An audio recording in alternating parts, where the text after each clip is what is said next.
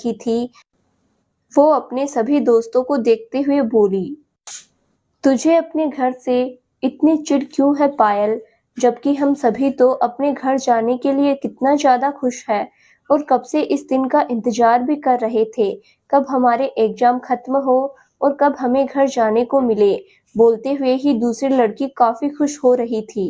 पायल, तुम लोगों को खुश होना है तो हो लो और अपने घर भी चले जाओ, मगर हमने तो सच में सोच रखा है, अब हम उस गंदे से छोटे से घर में बिल्कुल भी नहीं जाएंगे।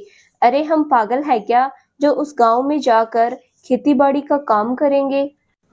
ये खेती-बाड़ी का काम ना हमारी उस गंवार बहन गजरा पर ही सूट करता है, हम पर नहीं।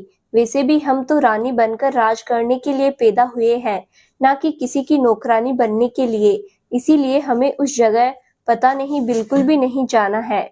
ये सारी बातों को बोलते हुए ही पायल अपना अजीब सा फेस बना रही होती है। अच्छा, तुझे इतनी ही चिढ़ है अपने घर से और अपनी उस बहन से, तो फिर तू जाएगी कहाँ अब? पायल की दोस्त बोली। तुम सब उसकी फिक्र क्यों कर रहे हो? मैंने अपने लिए एक अमीर इंसान को पहले से ही देख रखा है, तो हमें किसी भी बात के लिए परेशान होने की जरूरत नहीं है। और रही बात हमारी उस गवार बहन की, तो हमें अपनी उस गवार बहन की शक्ल बिल्कुल भी पसंद नहीं है। यहाँ तक कि हमें तो उसका नाम भी पसंद नहीं है। हमें ना अपनी बहन को देखने से ही चिढ़ होने लगती है। जिसको देखो उसको सारे गांव भर में बस गजरा गजरा लगाए रखता है। पक गए हैं हम उस गजरा का नाम सुन सुनकर। पता नहीं उस गवार ने सब पर क्या जादू कर रखा है, जो सारे के सारे लोग बस उसे ही पुकारते रहते हैं, उसे ही याद करते रहते हैं। बोलते हुए ही पायल काफी गुस्से में अपनी बहन को याद कर रही होती है। तुझे अपनी ही बहन से जलन होती है या तू उससे नफरत करती है? वैसे तेरे स्कूल से लेकर कॉलेज की पढ़ाई और तेरे ये सारे महंगे सभी शौक तेरी बहन ही तो पूरे करती है, फिर भी तुझे अपनी बहन से इतनी नफरत? एक दूसरी दोस्त बोली। हमें कोई जलन नहीं है उस गंवार से, और हम क्यों जलने लगे उस गंवार से? वैसे भी उसके पास ऐसा है ही क्या जो हम उससे जले? हम दिखने में उससे सुंदर है, मॉडर्न है और पढ़े लिखे भी, मगर वो तो बस गांव की गंवार जाहिल लड़की है, जिसे ना ही पढ़ना लिखना आता है, ना ही लोगों से बात करना। उसका और मेरा तो कोई लेवल ही नहीं है, तो फिर मुझे उससे किस बात की जलन होगी? इतना बोल पायल शांत होकर अपनी उस दोस्त को देखने लगती है, जिसने अभी उससे यही बात बोली थी। और रही बात हमारे महंगे शौक पूरे करने की या हमारी पढ़ाई में पैसे लगाने की, तो ये उसी का फर्ज है जो वो हमारे नखरे उठाए और हमारे महंगे शौक पूरे करे। वैसे भी वो हमारी बड़ी बहन है, और वो हमारे शौक पूरे नहीं करेगी तो फिर कौन हमारे शौक पूरे करेगा? बोलते हुए ही पायल मुस्कुराने लगती है। दूसरी तरफ राठौड़ हवेली, एक बड़ी सी आलीशान हवेली के अंदर कुछ लोग बैठे आपस में बातें कर रहे होते हैं। मिस्टर राठौड़ अपने छोटे बेटे से, धवल मैंने सोचा है अब तुम्हें शादी कर लेनी चाहिए, और मैंने तुम्हारे लिए लड़की भी देख रखी है, अपने दोस्त श्याम की बेटी, जो काफी ज्यादा संस्कारी और अच्छी है। और उससे भी बड़ी बात, मैंने अपने दोस्त से वादा किया था मैं अपने बेटे की शादी उसकी बेटी से ही करूंगा, तो अब मेरे वादे को पूरा करने का समय आ गया है। बोलते हुए ही मिस्टर राठौड़ अपने पॉकेट से 2 फोटो निकाल सामने टेबल पर रख देते हैं। मिसेज राठौड़ थोड़ा सा चिढ़ते हुए, ये क्या जी, आपने सालों पहले किया होगा कोई वादा अपने दोस्त से, उसके लिए क्या आप हमारे बेटे की जिंदगी खराब कर दोगे? आप क्या हमारे बेटे की शादी किसी भी अनपढ़ गंवार लड़की से कर दोगे? अगर आप ऐसा करने की सोच रहे हो तो हम आपको पहले ही बता दें, हम इसमें आपका साथ बिल्कुल भी नहीं देने वाले हैं।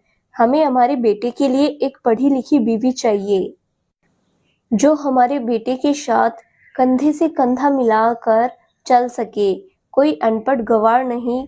बोलते हुए ही मिसेज राठौड़ थोड़ा नाराज हो जाती है अपने पति से। धवल अपनी माँ की बातों में हाँ में हाँ मिलाते हुए, हाँ पापा, माँ बिल्कुल सही बोल रही है, हम किसी भी गांव की देहात की लड़की से शादी नहीं करने वाले हैं।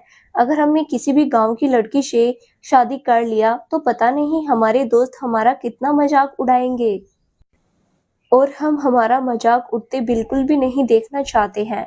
तो प्लीज आप ना अपना वादा अपने पास ही रखो। धवल अपने पिता की ओर देखकर बोला।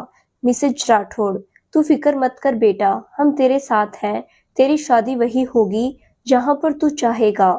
मिस्टर राठौड़, थोड़े गुस्से में, तुम दोनों के लिए मेरी मर्जी कोई मायने नहीं रखती, ना ही तुम दोनों की नजरों में मेरी कोई इज्जत है। अगर ऐसा ही है तो ठीक है, हम ही इस घर को छोड़कर चले जाएंगे। फिर तुम दोनों माँ बेटों को जो करना है करते रहना। मिस्टर राठौड़ थोड़े गुस्से में बोले। अपने पिता की बात सुन धवल परेशान सा होते हुए बोला, पापा आप ये कैसी बातें कर रहे हो? हमारे लिए सबसे पहले आप हो, उसके बाद कोई और है।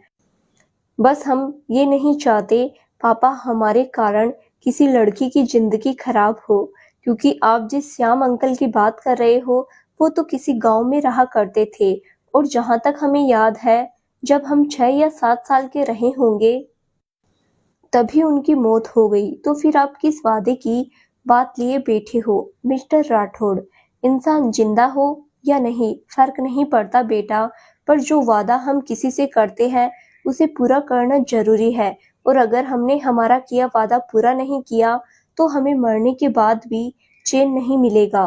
बोलते हुए ही मिस्टर राठौड़ काफी दुखी हो जाते हैं। अपने पति को दुखी देख मिसेज राठौड़ भी काफी दुखी होने लगती है। अपने माँ पापा को ऐसे दुखी देख धवल टेबल पर रखी दोनों फोटो उठाकर देखता है तो उसमें 2 लड़कियों की फोटो होती है। एक जो काफी ज्यादा मॉडर्न और स्टाइलिश होती है, तो दूसरी जो एकदम सीधी सादी और मासूम सी होती है, जिसके चेहरे पर काफी सारी मासूमियत तो होती है, मगर उसके पहनावे से ही वो किसी गांव की लड़की लग रही थी। मगर पहली वाली तस्वीर को देखते ही वो लड़की धवल को पसंद आ जाती है, जिसे देखते ही धवल अपने पिता को देखकर बोला, पापा हमें ये वाली लड़की पसंद है और हम इसी लड़की से शादी करना चाहते हैं। बोलते हुए ही धवल उस फोटो को अपने पिता के सामने कर देता है, जिसे देखकर मिस्टर राठौड़ थोड़ा उदास होकर बोले, एक बार तुम इन दोनों लड़कियों से जाकर मिल लो, सामने से देखने पर जो तुम्हें पसंद आए हम तुम्हारी शादी उसी लड़की से करवा देंगे, पर एक बार सामने से जाकर मिलो, बात करो, उसके बाद ही कोई फैसला लेना। धवल अपने पिता की बात सुन धवल थोड़ी देर कुछ सोचने के बाद बोला, ठीक है पापा, आप हमें बता दीजिए ये दोनों हमें कहाँ पर मिलेगी, हम दोनों से मिल लेंगे, पर जो हमें पसंद आएगी हम शादी उसी से करेंगे। अपने बेटे की बात सुनकर मिस्टर राठौड़ हाँ में अपना सिर हिला देते हैं। दूसरी तरफ सोनपुर, अम्मा अभी तक पायल आई नहीं, उसे तो अभी तक आ जाना चाहिए था। उसके साथ वाली उसकी सभी दोस्त तो आ गई है, और हम कुछ लड़कियों से मिलकर भी आ गए हैं जो पायल के साथ ही उसके कॉलेज में पढ़ती है। गजरा थोड़ा सा परेशान होते हुए